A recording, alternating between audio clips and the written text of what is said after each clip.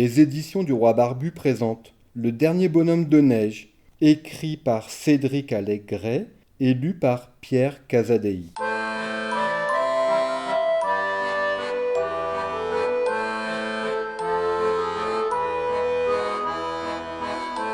Qu'est-ce que c'est? Quoi? Ça? Quoi ça? Ces papillons blancs qui tombent du ciel. C'est de la neige, t'en as jamais vu? Non.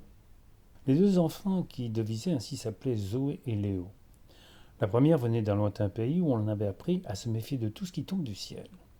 Avec son bonnet rouge et son pull vert, elle ressemblait à une plante exotique qu'on aurait posée par mégarde sur la banquise. À quoi sert la neige? À rien faire, à faire joli, à faire des bons hommes de neige. C'est quoi un bon homme de neige? Tu verras bien demain. Le second, qui avait réponse à tout, n'en était pas à son premier Noël blanc. Aussi blond que le sable des dunes qui avait vu ses premiers pas, Léo était déjà allé plusieurs fois à la montagne et au plus près du plafond des flocons. Mais de la neige en bord de mer, c'était plutôt rare et toujours un spectacle. Les enfants avaient encore dû attendre que la neige ait entièrement recouvert le cap environnant. C'est la première chose qu'ils avaient vérifiée le lendemain matin au saut du lit, semant une joyeuse pagaille dans toute la maison. Depuis ce jour, Alfred était devenu leur nouveau compagnon de jeu. Qui était Alfred? C'était un bonhomme de neige. Tout ce qu'il y a de plus banal, une grosse boule de neige pour le corps, une plus petite pour la tête et tous les accessoires indispensables pour faire bonne figure. Une carotte au milieu de la figure, comme un nez, deux boutons colorés en guise d'yeux, un haut de forme ouvert sur le dessus, comme une boîte de conserve, sans oublier un balai de paille de riz dégarni sous le bras. Une nuit où la lune brillait d'étranges feux, Alfred perdit son air miteux et son immobilité. Était-ce sous l'effet de la formule magique qu'avait prononcée Léo pour épater Zoé? Abracadabra! Alfred, perds ton air tout raide. Alfred se sentit pousser des ailes, ou plutôt des pieds. Il marchait. Nul ne sut jamais vraiment comment se produisit ce miracle, mais il marchait. Et il ne parlait pas pour autant.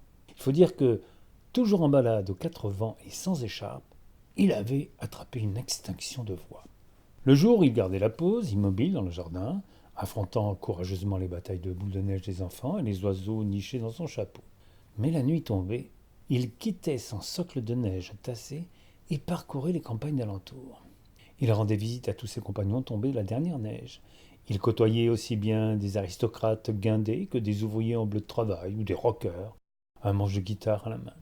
Quand il n'eut plus de points blancs au fond de la gorge, Alfred put enfin leur adresser la parole. Mais il avait beau se montrer chaleureux, tous restaient de glace. Ai-je dit quelque chose qui ait jeté un froid entre nous? Demandait-il.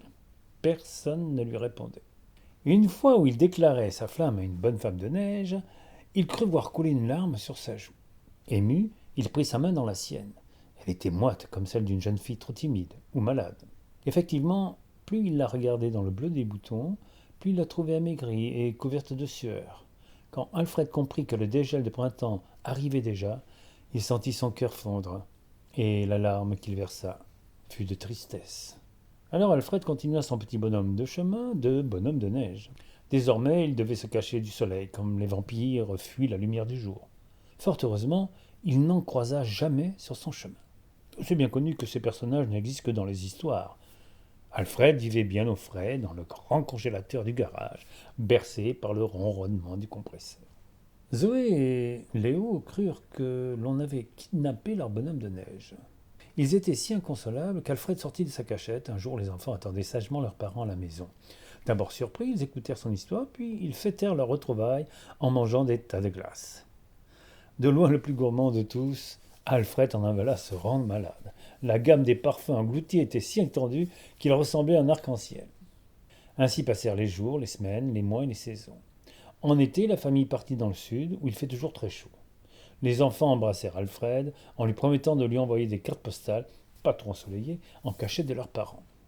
À leur retour, ils trouvèrent leurs cartes postales au milieu de la cour, dans une grande flaque d'eau multicolore. Alfred n'avait pas pensé à relever le courrier de nuit, si bien qu'il avait fondu instantanément au soleil. Les enfants ramassèrent son chapeau et ses affaires, qui traînaient à côté de la flaque. Pour cacher leur peine, ils s'enfoncèrent dans les bois voisins. Au milieu d'une clairière, ils construisirent un épouvantail à l'image d'Alfred. Quand la neige le recouvre, c'est toujours le premier bonhomme de neige de l'année.